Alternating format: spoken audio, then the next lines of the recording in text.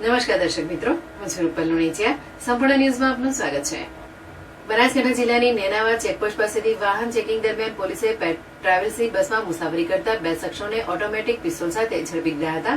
પોલીસે પિસ્તોલ અને ખાલી મેગેઝીન જપ્ત કરી આગળની તપાસ હાથ ધરી છે.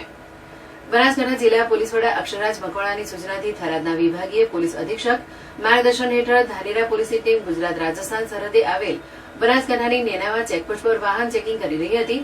આ દરમિયાન ધાનેરા પીએસઆઈ એટી પટેલ સહિત ટીમને બાતમી મળી હતી કે રાજસ્થાન તરફથી આવતી લક્ઝરી બસમાં 2 શખ્સો પિસ્તોલ સાથે બેઠા છે. જેથી પોલીસે તપાસ કરતા ખાનગી ટ્રાવેલ્સની બસમાં મુસાફરી કરતા 2 શખ્સો ઝડપાયા હતા.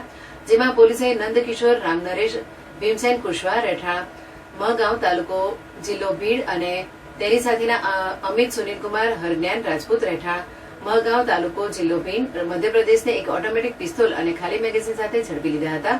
પોલીસે બંનેની સામે ગુનો નોંધી આગળની કાર્યવાહી હાથ ધરી છે.